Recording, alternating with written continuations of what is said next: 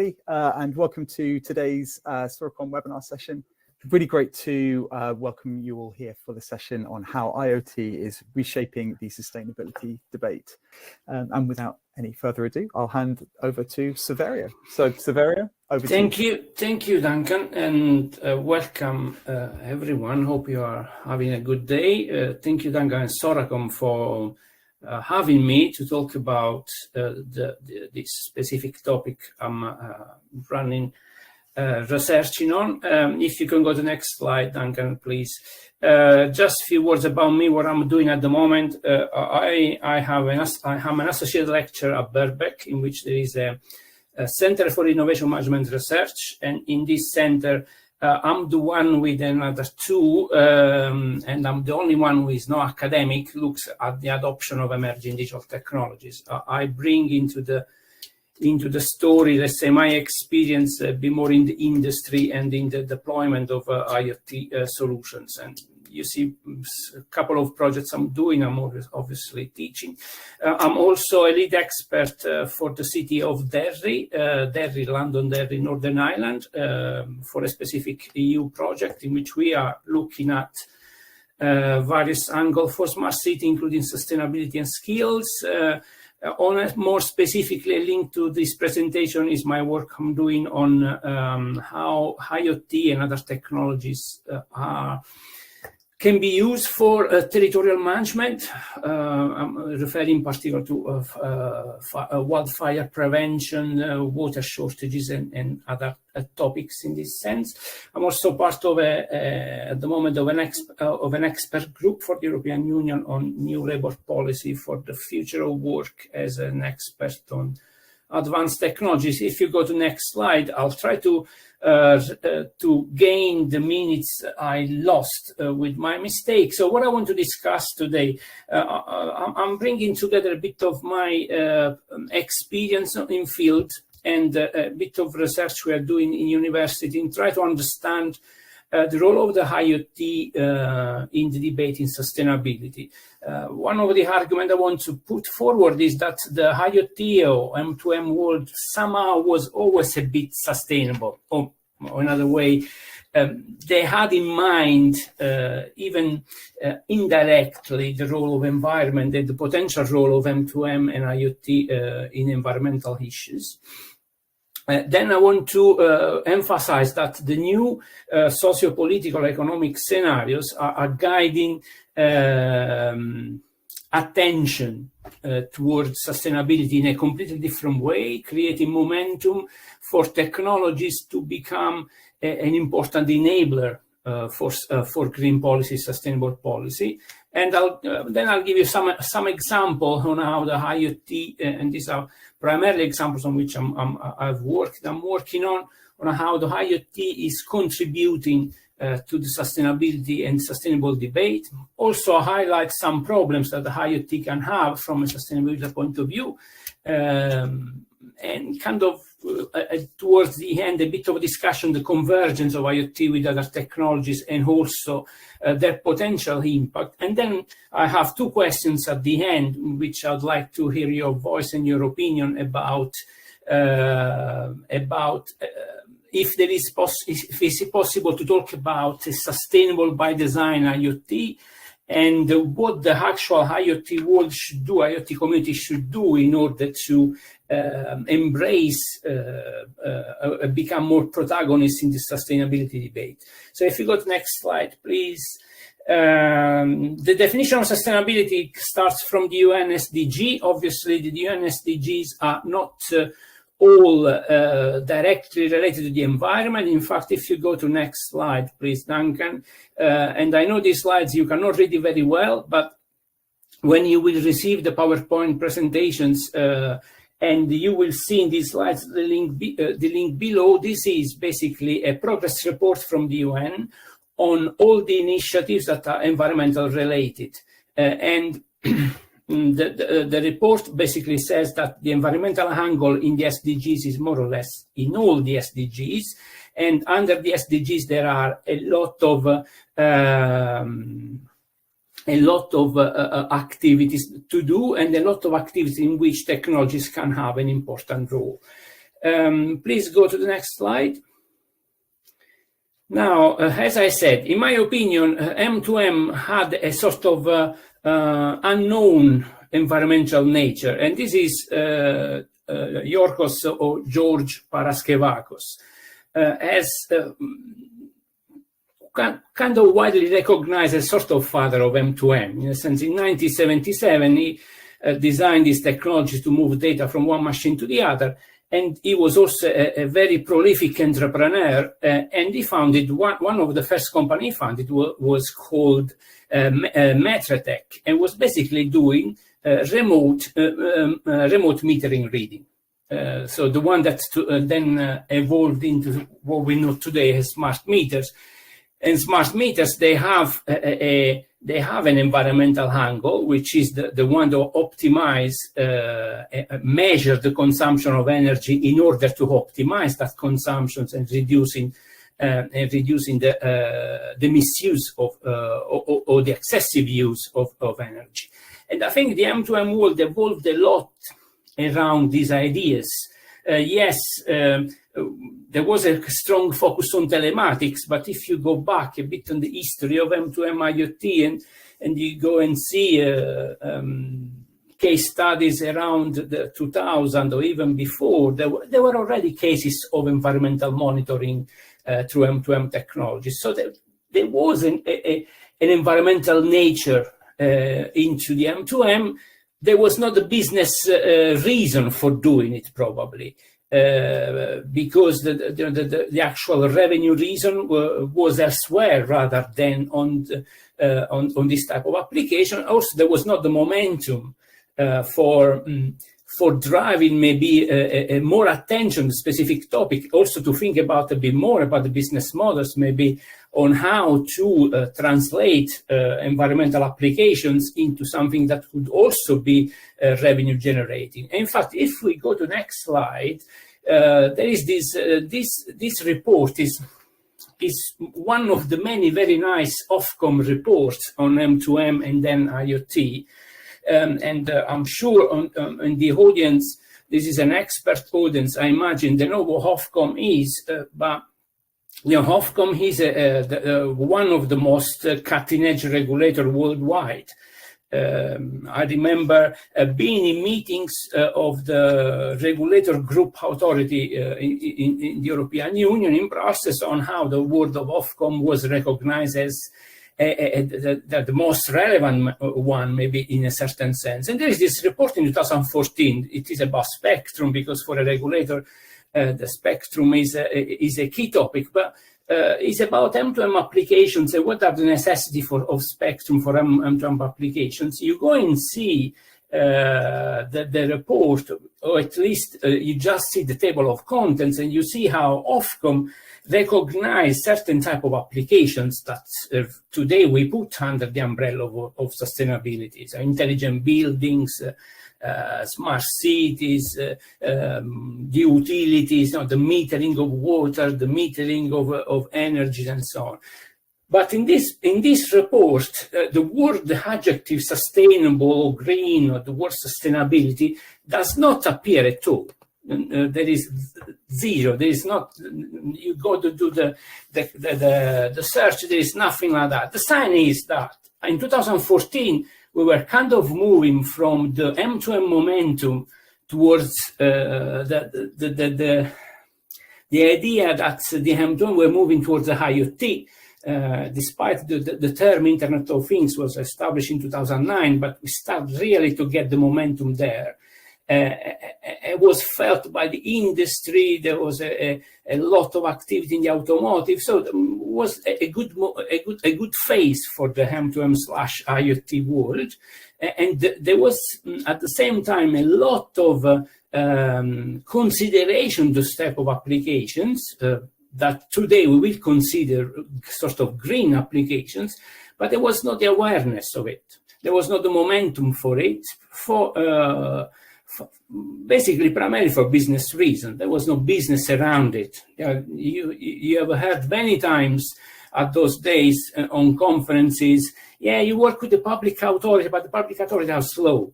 The public authorities are slow, the procurement process is endless. So we don't want to really deal with it. So if we go to next slide, I think today the story evolved a bit more.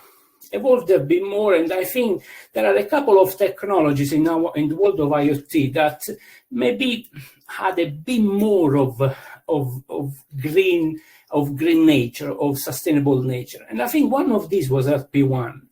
And not just because, as the acronym says, is looking for applications that consume less energy at device level and enable device to stay in the field for a long time. But what I've experienced a lot in the recent years is that LPWAN has really given motivation to local authorities, for example, to look at the IoT in a completely different way. Why I'm pressing on local authorities? Because local authorities are the ones that are really deploying more than others sustainable applications in cities, in rural areas, in relation to agricultural policies, and so on. LPWAN has given has created sort of, has opened the door to the IoT for organizations which did not really have the skills, the know-how, and even the will to engage with those technologies. So if we go to next slide, we go to today, and I think the really turning point, it is the political environment. The political environment that we have in several countries and in several intergovernmental organizations has changed this approach. And I'll take as an example, because I know it quite well, and I'm working around it, is the recovery plan for Europe that was designed basically to respond to the COVID challenge. And this recovery plan, the amount of money is in the slides, has two fundamental blocks. And one block is the sustainable side, the green policies and the green tech, and the other side is the digital, with the understanding and the strong stress that digital technologies are an enabler for green solutions. And therefore, if we go to next slide, I think we have changed. This is a momentum for the IoT, because the IoT, what it does, the IoT basically, as we all know here, it sends the space. We have an environment, and through the sensor deployed, we gather the data, and this data give us the picture of the space. And this data and the analysis of it will enable us to take decisions. So the IoT does not directly impact sustainable solutions, but enable the development of sustainable solutions. And I'll give you some example in the next, starting from next slide. The next slide, yes. This is taken from one M2M. That's again, I think you all know what one M2M is, and the one M2M has done a study on IoT sustainability. The link is on the bottom of the page, and it's 30 something pages. It's a good reading. It's a good way to look at it. And they used a bit the SDG angle. They use some SDG, and then they say what are the significant role of the IoT technologies. And as I said before, is the sensing of the space, the data, maybe the cross data, also the fact that I can have different type of data about a specific space. And they can influence this IoT, the development of solutions that aim at the objective of the UN SDG in order to basically reduce energy consumption, optimizing resources about water, for example, and many others. So I'll give you now from next slide. Duncan, if you could, yeah, I'll give you some examples. Some of them I lived. In a sense that I was on the field with the organizations working on it. Some other are more based on research rather than in-field experience. So this is an in-field experience, is a water resource management. This is a little town in south of Italy with a strong agri-food sector. 6,000 inhabitants. During summertime, there is a bit more, but there's a lot of high-quality agri-food activities. The problem is that recently, as you probably have experienced, or you personally, the temperature has risen. So, for example, 2 summers ago, we were around 38, 39, some peaks. And that has also caused lack of water. Lack of water also for days, actually for a week in one circumstances. And that is affected, apart from the community, but also the agri-tech sector. Now, the main reason why the water was not there certainly was the high temperature and therefore the lack of the resource, but was also an obsolete water network system. And the situation was that there were a lot of leaks, and even the technicians in the agency who managed the water system were struggling to identify where the leak was. Identifying the leak was me looking the water coming out from a pipe and call them up, me citizen. So the idea was, okay, let's use these a potential EU-based projects to modernize these the water network system. And bear in mind, this is a problem for this town, but it's a problem for many other towns, for entire regions in the area. So the idea is, okay, let's also do a project that enable basically the substitution, if you want, the transformation, probably is better, of the water network system. And let's also do it in a way that we can introduce technology that enable us to optimize this resource, primarily to manage the leaks, for example, or to avoid the leaks at all, and also to have a picture of these water pipes. The picture with the water pipes was in the head of a technician who was 61 years old, who was the only one who actually remembered, more or less, in his head where the pipes were. And you can imagine the problems there. So we started this test, and a test of a replacement of the pipes in certain parts which were close to some agri-food companies, and with a system of sensors, two water sensors, and they gathered the data about the flow of the water into the pipes. And that was also nice to have the dashboards. And the more young employees in the water agency were really appreciating the fact that now I can see this picture in front of me, how the network is. Now, there is one consideration here. It is still a bit difficult to estimate the effect of these solutions. But if you go and see around in the literature, but also in the marketplace, this is a type of solution that are being deployed for optimizing resources like water, and therefore meet the SDGs number 6, as you see in the picture. If you go to next slide, I need to run a bit more. Yes, this is on the air quality and noise sensors. This is on the project coming with Derry Londonderry. And again, there is a link on the bottom. You see is a marketplace of 115 European cities, and you can see all the projects each city is doing. This is a Spanish city, and the project is about creating smart post, we can call it, in which we have basically air quality sensors and noise sensors, and this helps to planning traffic around schools and so on. And this is, let's say, in the area of smart cities. If we go to next slide, the smart farming one. Yeah, the smart farming is a big one. Is a vast area. it is also an unbelievably innovative area.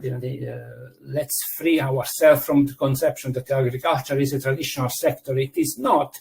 And actually, IoT is a fundamental enabler of this innovation into agriculture. On the slides, you see all the areas in which the presence of IoT can transform the farming process and transforming it in terms of quality, in terms of optimizing again the resources, in how you perform all the farming tasks. Should be said that farming itself is quite a substantial contributor to CO2 emissions, in particularly the livestock farming. As we all know, and all the dairy transformation side of it. Questions remain if precision livestock farming, in which the IoT has an important role, can help reduce these CO2 emissions from livestock farming, or contribute to it, is an opening question. If we go to next slide, on the smart city debate, I think we have all experienced the debate of smart city with the narrative in which we apply digital technology to city to transform the city in innovation terms and therefore in an economic growth terms. So there was a more, let's say, market company-centric approach to smart city, and also very maybe silo, in a sense. I'm going to do the smart parking project, and that is the smart city for me. I'm doing a specific public sector camera network, and that is a specific project for me. The move is, on one side, to see the city more holistically, and therefore the smart city has a smart system of smart systems. Because you need to take care of the transport, the water, the waste, and all that. And on the other side, there is an important entrance of the sustainable variable. So the objective becomes, quality of life of citizens and understanding the environmental situation in the city. You go and see, and I participate to a couple of them. Some smart city strategy development have changed dramatically, because you have around the table all the stakeholders in the cities, and the things that you discuss are not really technical at all, almost, but you look at what you want to, which are the objectives of the smart city strategy, and sustainability is a key one, is becoming a key one. And in the link in the slides of the hair sensor, you can find a lot of sources, if you want, on the smart city and sustainable strategy. If you go to next slide, an example of city who has the core policy is the sustainability side, is Espoo in Finland. Now, Espoo is an unbelievable example as a smart city. In a sense that has embraced, if you want, the theory that there is a smart city from a technological perspective. And they have an open data model of the local authority, which is quite something. And now the next step for them is really towards combining the smartness with sustainability. And these are in this picture, these are the 4 objectives of the city to go towards 2030. Is an extremely incredible example. Generally, I have to say, the Finnish environment is very rich in nice use case studies around smart city sustainability. Okay, if we go to next slide, yes, this is all great, and we can find a lot of other examples together, and I'm sure you have yours. But it's important to consider that the IoT per se has a green influence, and that is about the energy consumption. This is a quote from a report from International Energy Agency, in which analyze the device is connected in standby and estimates in 2013 a consumption of 600 terawatt per hour. Then the same reports does the estimation towards 2020, in which they assumed at the time we could have 50 billion for a double the consumption. So the energy consumption is an issue, but in defense, if you go to the next slide, let's take the defense of the IoT. The energy consumption has been always something in the mind of the IoT solution designer and developer, and I think the LPWAN story gives a good hope there. I mean, there was a consideration effectively on this. But apart from that, there is a lot of research standardization process to look at, and that is happening today, and that looks at, so they call it green IoT, probably have seen it. On the picture here, you have some the most well-known standardization and research body. The ITUT, the study group 20, looks specifically at the sustainability of IoT in city environments. Then you have IEEE, IETF, and so on. Let's also not forget the issue of waste or e-waste. What do we do with all these devices when we need to get rid of it? Probably in that sense, in terms of legislation, we are a bit more ahead. Probably we need to find ways of better recycling the devices, if it's possible to recycle, or to see what to do with it. But the waste from electrical and electronic equipment directive is an interesting one. If you go to the next slide. So the IoT does the gathering of the data, sends the space, and then you use this data in analytics term. This is a paper from Michael Porter and the CEO of PTC 2014 paper, in which they looked at the evolution of the IoT. Obviously, when you start to have the data from the IoT, you start to do the analysis of the data, you get the seeing the data creates more appetite for more data, for more analysis, for more insights. But this appetite can be satisfied if you create a convergence between the IoT and other emerging technologies. And one of that is the artificial intelligence that brings up to some of the discussions and application we are seeing in terms of predictive maintenance, for example, automation of actions, and so on. So if we go this way, just an example into the next slide, please, Duncan, is on wildfire detection. Again, I'm sure you followed the news in the last couple of summers. Is a substantial problems for some part of the world, and there are a number of. I counted in my work so far 45 companies worldwide with an incredible presence in Australia. There are quite incredible ecosystems in this area. For obvious reasons, they had some quite substantial wildfires recently. But yeah, and the work they do, these organizations, is based on convergence of technology. So we can imagine a sort of if we want to use a bit of engineering stack that we like a lot, we have the IoT as the data collection layer. And then we have on the top the use of applications that enable the elaboration of that data in a very sophisticated way. So you have the artificial intelligence, a company working in digital twins, with digital twins to have the heat map of the area, for example.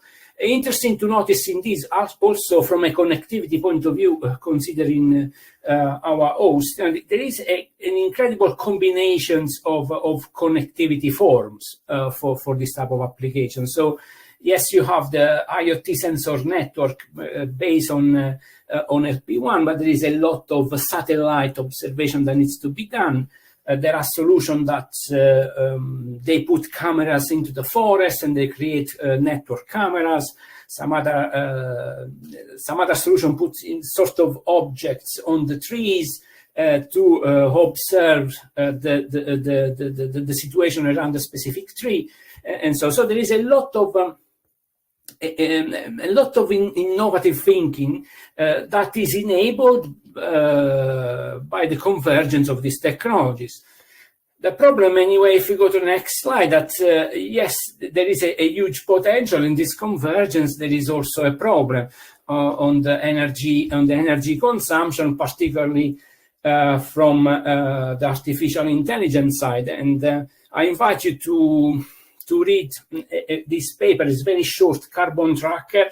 It's 5 pages from a professor, I don't remember his name, from Denmark, in which basically is creating an assessment on how to measure the consumption of AI models in terms of energy. And if you see from the article, the AI meet to the moon.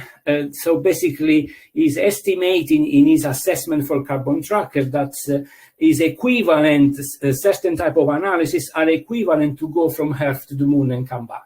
So the energy consumption issues into the AI and generally into these technologies is becoming important to consider. So if we go to next slide, and I'm almost there, I think. Yeah, my key conclusions are that the M2M IoT had always in mind, or maybe in the back of the mind, but was always a bit there, the idea of technology for the environment. It was not the right momentum at the time. I think that today, with the changes in the social debate about climate change, but also in political debate with substantial investments, as you've seen from the EU, but the same you can come and see from the UK government, the US. So it's quite common approach. I think there is an opportunity for the IoT to really stress its enabling nature of sustainable solutions, and not just because you want to be nice to do sustainability, which is also good for a variety of reasons, but also because maybe there is also a new revenue stream there to explore. And this enabling capability is cross the UN sustainable goals. So it goes a bit all over. And the IoT, we know, is kind of the building block of digital transformation in any sectors we can imagine. And then going further, the convergence between IoT with other technologies also has a potential to contribute. As a community, I think it's important to consider that you also have a green issue, if you want, and something to face, some problems, some challenges to face. So if you go to the next slide, these are the two questions that I'm exploring more. I'd like to know maybe your opinion what is necessary to change maybe in companies, in IoT vendors, in IoT solution providers in order to address these. For example, you need to be a bit more friendly maybe with public authorities. Sorry if I say that, just joking a bit. But and as we talk, we need to do security by design, IoT solution development. Shall we, or can we, or maybe it's not necessary, talking about a sustainable by design IoT solution development framework? So these are two questions that I would like to maybe know your view. And I think this is last slide from my side. And I think we have some time for some questions. Thank you for listening to me. Amazing. Thank you, Saverio. That was a lot of information packed into a very short space of time. So really grateful for you throwing those slides together and talking us through your thoughts around it. Thank you very much. wanted to save some time at the end of this for any questions from the people who have joined. We still have quite a few people on the call, which is great to see. Thank you for you all for being here. If you do have a question for Saverio around any of the topics presented today, or anything around sustainability and IoT in general, please put them into that chat window. Actually, Nishi has left us a question here, Saverio, around are there any case studies where IoT use for electricity and natural gas are particularly relevant? Have you got any thoughts on that one? Natural gas is, natural gas on gas. Obviously, we can think about. I'm not entirely sure, but maybe I can do a bit of research on my side and answer a bit later. But on the pipeline monitoring, as the example of water. When we want to avoid leakages and misuse, on oil and gas, I see a lot of application around pipeline monitoring, which again was a traditional M2M applications, but is becoming more and more sophisticated in an IoT. So certainly yes. Then when you talk about IoT for electricity, if we want to talk about all the world of smart grid or smart energy, and it becomes very big. I mean, the IoT is definitely a fundamental block there, and just for the smart metering, but also for on the transmission side, on the distribution side. Do we want to do, for example, remote monitoring of offshore wind farms? Yes, there are a lot of cases to look at.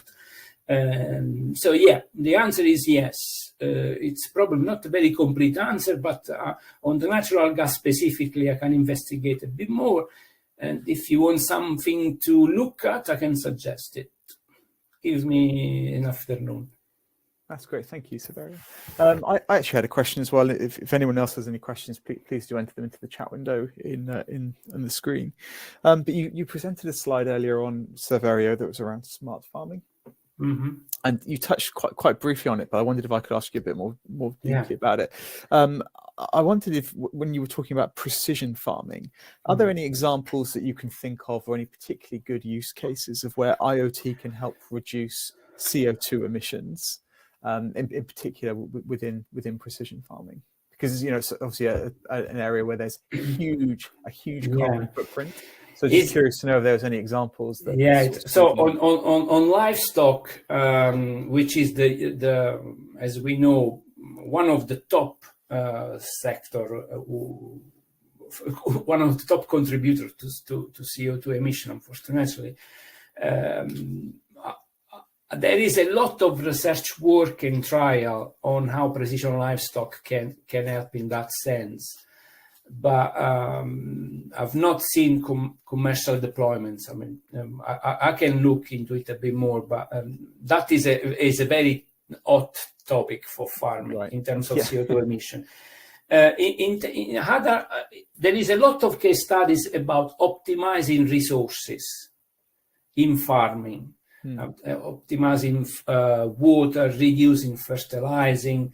And there are a lot of on the precision agriculture, for example, that use the driverless combine harvesters in big farm. Obviously, you look at John Deere, the center in Germany has a lot of case studies there. Company like GEA Technologies, always in Germany, yes, also a nice example. On specifically reducing the CO2, I think is, in the sense we talked before, there is a bit less, I think. There is a very nice collections of project, flagship program called Demeter, the Greek goddess of agriculture. Right. Yeah. And you go, I found the link, I'll send you the link and you can share with the audience, and then there are a number of projects in which IoT is everywhere, and in which we can find specific one on CO2 emissions. So primarily what I experienced was more optimizing resources in farming activities. Yeah, that's great. Yeah, thank you for providing that answer. There are just a couple of questions here from Kotaro, and apologies if I'm pronouncing that wrong. But the first question here is how can we keep the balance of energy reduction from IoT devices and the consumption that's necessary for them to use in use cases such as transportation, installation, and the maintenance of devices? Perhaps I'm not sure if you can see that question written in the chat there, Saverio. But if you can, I read it. Do you have any kind of thoughts around that topic? I think it's very open question. I don't have a proper answer to that. Is a research question this that you go and see on the 1M2M white paper is more or less stated the same, and there are a lot of activity in how to reduce the energy consumption of an IoT solutions at the various steps. So how do you reduce the energy of a device? How do you reduce the energy, the connectivity? How do you reduce the energy when you elaborate the data into the cloud? But I do not have an idea on how we can balance that. Maybe quite an open one, yeah. Yeah. The other one and the final one I think we have here is how can we gather certain amounts of data for these business requirements? So you talked about the fire use case earlier on. So fire in a mountain will rarely happen, but if we can detect that with an algorithm, will it need at least 10,000 or more data for training purposes? Yes. The way of gathering this data at the moment, as I said, is primarily to basically populate forest of sensors and to enable, therefore, and to make these sensor networks very dense of sensors in order to gather as much data as you can. I think that in theory can be done. What I see is more the actual feasibility of it. How you actually deploy on vast forest, which can be under threat, and the speed. One of the variables you're going to measure is the speed of the fire, and the speed of the fire is what it is. And how do you deploy in vast forests all this amount of sensors? In fact, a lot of the applications that are showed by these 45 companies I've looked at are primarily proof of concept. Yeah. And then there is the other option in which company says, okay, look, it's crazy to put 10,000 sensors, 20,000 sensors in all these. Let's move up. And so let's use the drone. So you see applications in which you launch drones to cover certain area, substituting the covering of the drones instead of deploying, 10 sensors within a specific part of the forest. All in progress. There's a lot of work on that. Yeah. But I get the point. Yeah, that's great. Thank you for that. We only have a few minutes left, and we've got a couple of good questions here that I'd like to get to if we have time. So there's this really great one from Sarah who asks about the environmental impact of IoT devices. And she says, do you have any examples of where we can design or reuse or repurpose these products so that they are more environmentally friendly? Wow, these are great questions. Great question. Yeah, thank you, Sarah. I have a case. I have a case study in mind in which a device was reused. It was I think it was a water device. Let me look into it, and I'll send you the link. Yeah, but So I've not seen many. In fact, there is a working group. I think is in IEEE that looks specifically on this part. So not something that's been a huge adoption of, but potentially quite a good idea. I think it's a great idea. I guess it's how do we do it? Right. Yeah. Fantastic. Thank you for that, Sarah. I want to get to Peter's question. He says he's a big believer in using IoT data to make smarter decisions. which I think we can all agree with. It's a great point. Have you got any examples of where this has been the case for leading to more sustainable methods and integrated processes? Any thoughts on that one at all, Saverio? I think in smart cities, In smart cities, we start to see a change of mentality in the local authority and in the people working with technology. Sorry, mentality maybe is not the nice way of saying. A bit of cultural change on understanding the importance of data as an enabler, probably the only enabler really for proper decisions on city planning, on lighting, on parking. And so you see cities like Barcelona or London that embraced the concept of smart city 15 years ago. We are in a completely different level. I have incredible experiences of which I'm going to a local authority and I'm asking them, have you done IoT-based solutions before? I say, yeah, we have a smart lighting solution. Oh, great. Yeah. So maybe in my mind, we can maybe reshape the post of the light where you have the sensor and put other sensor in it and so on. And then I ask, okay, what do you do with this smart lighting? Yeah, what actually you do? And I said, where the data is? Can you show me, I don't know, a dashboard? I don't know, even Excel file, I don't know, whatever. And the response was that the data, I never seen the data, Saverio. The data is with the provider of the solutions. Right. And this is one of the extreme case, yeah? But this was 4 years ago. This is changing. You see now in this project in which I am, you see a lot of attention in Smart City on using the data, as you said, Peter, for smarter decisions, for planning the transport, bus systems, for example, and traffic a lot in that direction, yes. I think if you go to that slide, to that link, in that link is a marketplace, and you will find some interesting cases. We'll be sending the slide deck around to everyone who's signed up afterwards. So yeah, anyone will be able to explore those links in a little bit more detail. We have 1 minute left, and I just want to get to Andreas's question very quickly. So Andreas asks regarding the business requirements for IoT systems. Is there any research or collections of common requirements that you see always turn up, Saverio? No. So I think, because the IoT is very context aware, is everything change context by context, application by applications.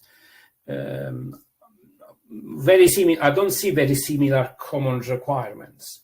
One common requirement that is increasingly getting to it also in the procurement process, for example. Sorry if I go back to Smart City, but it's stuff that is very close to me in time at the moment. If you go and see on the procurement process in cities, one common requirement is what Peter said before. Right. Yeah. So you do these solutions, you do a smart lighting solution, but then let's discuss what do we do with the data. Mm-hmm. So the potential analysis of the data, and how we use it. Another common requirements maybe is I want post solution support, which is, in my opinion, is very good, because sometimes you do IoT solution to someone and you implement, you do it, and then you go, and then the customer had the first problem, doesn't know what to do. Today, a lot of IoT companies, a lot of them, and they're kind of not pushing, but I think they're arguing towards the customer, in this case, towards the cities. Well, it's important to have me, that you can call me if something goes wrong. And I think this post sales support, let's call it like that, is useful. That's great. Yeah. Fantastic. Wow, these are amazing questions. Thank you so much, everybody, for asking them. I'm glad you're the one giving the answers and not me, Saverio. So great job answering all of those. Listen, we're at time, so I think it's now a good time to wrap up. It's just about all we have time for. All that really remains for me to say is just a huge thanks to you, Saverio, for preparing today's presentation and answering all the Q&A. Thank you so much. You did a great job there. Thank you. Sorry for the beginning. Yeah. No problem.